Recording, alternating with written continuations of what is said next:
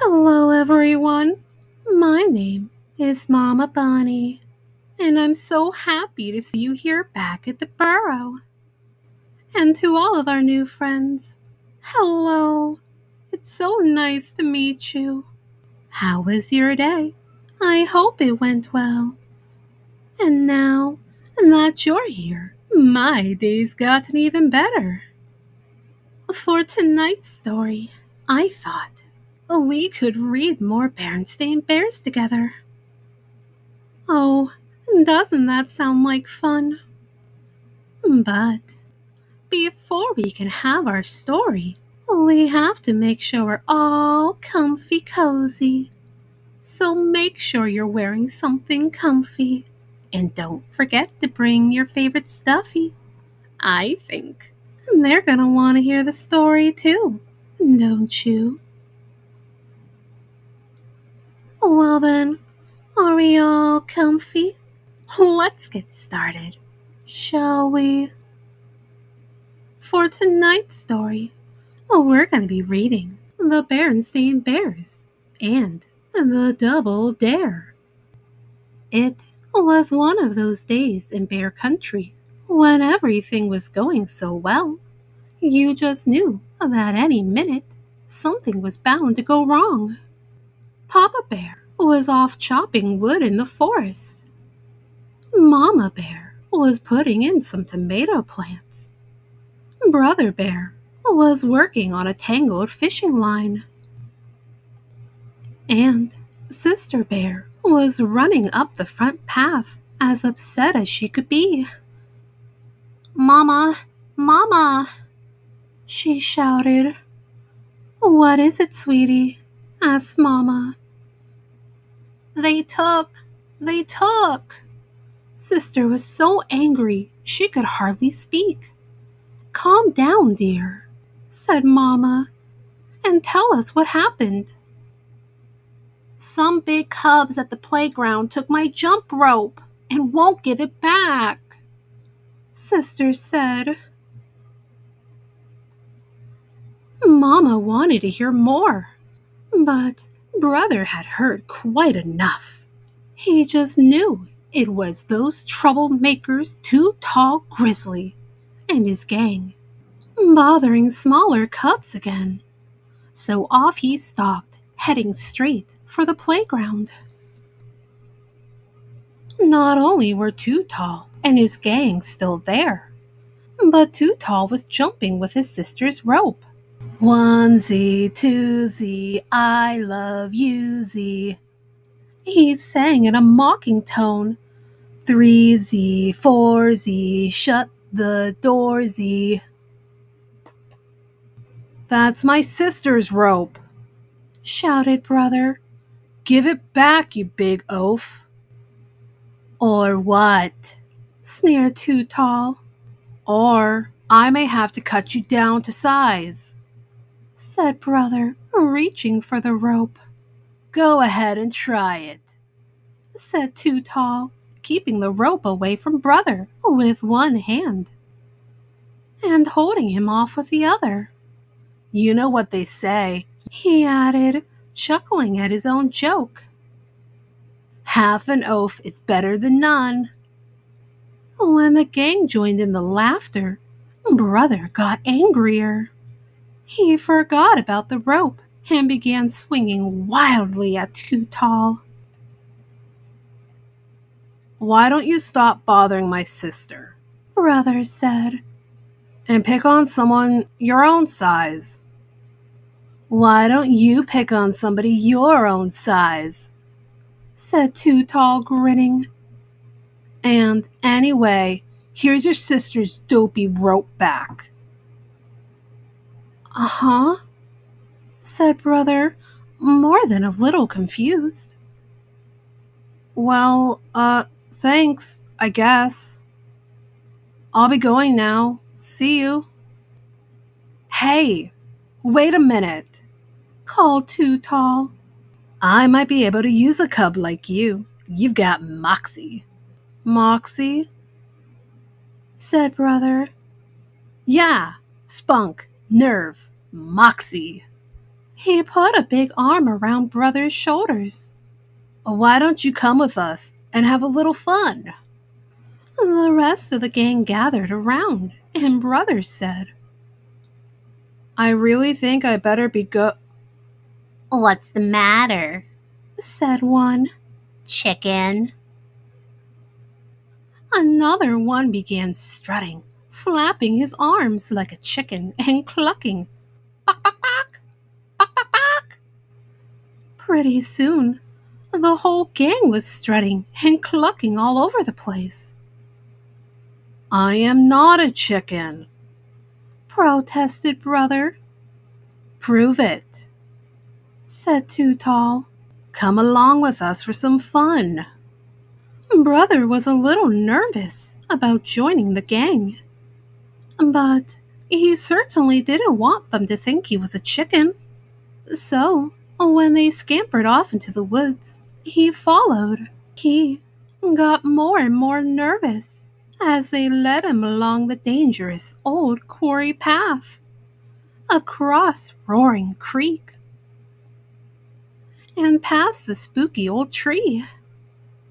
After a few twists and turns, Too Tall signaled a stop. When Brothers saw where they were, he was surprised and pleased.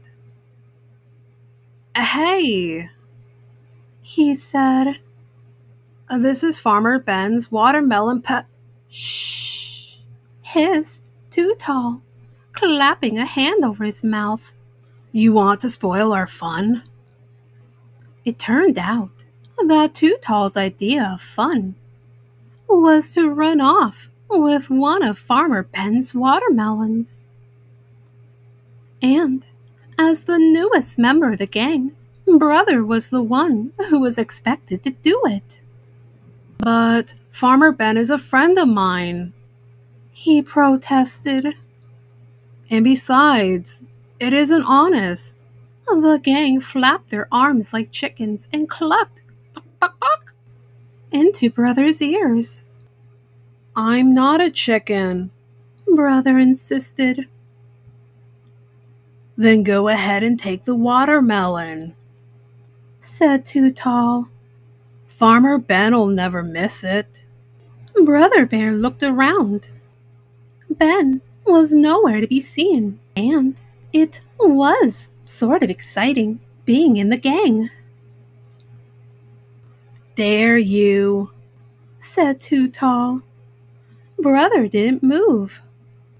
"Double dare you," said the gang. Brother still didn't move.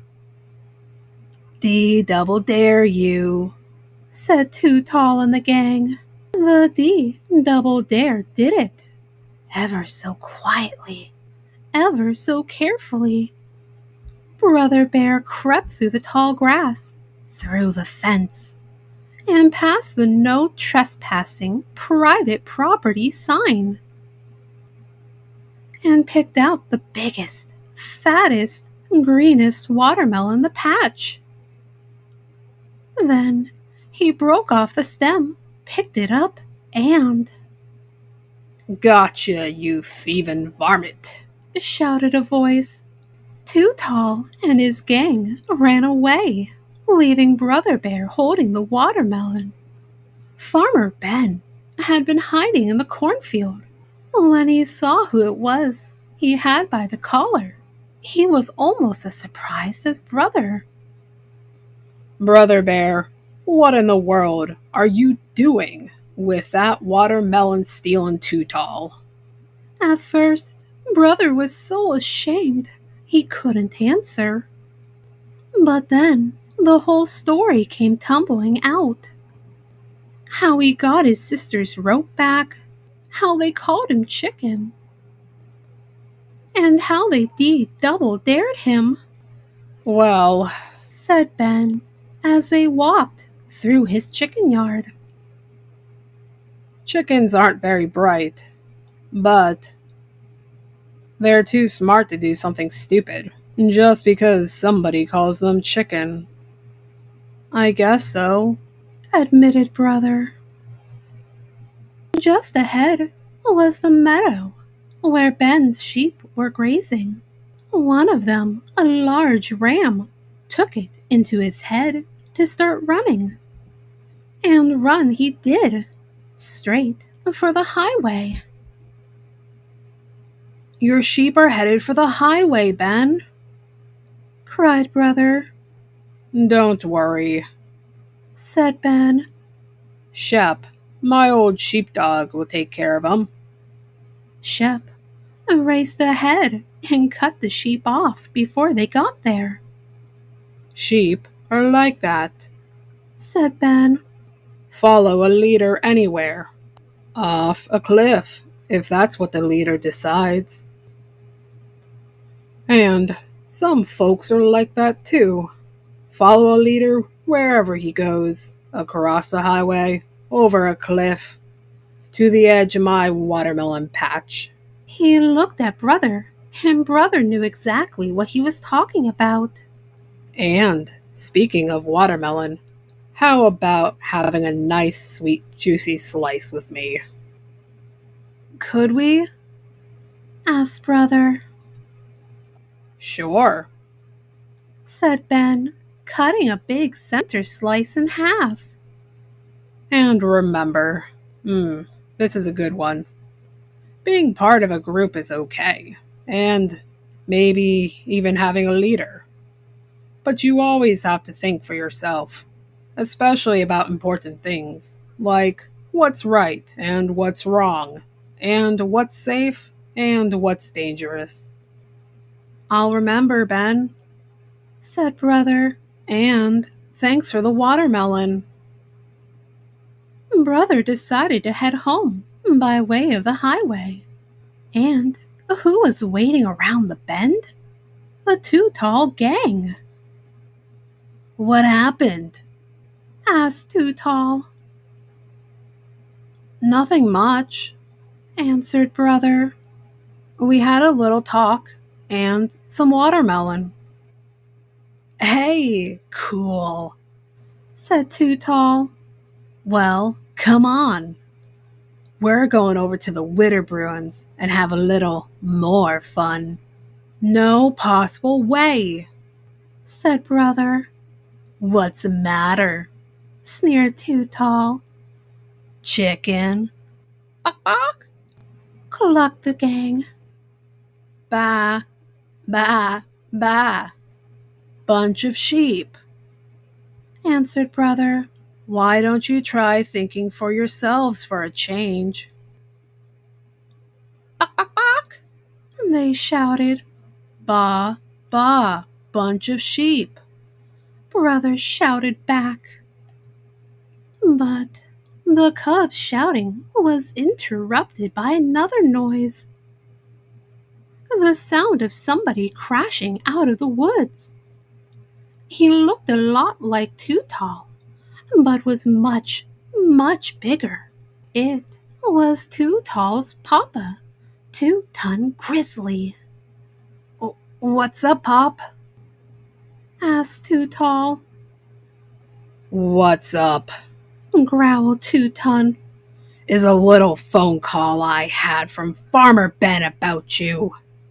And," he added as he turned to the gang, "if I hear about any more shenanigans, all your parents are going to hear from me. Now get on home." The gang got on home as fast as their legs could carry them.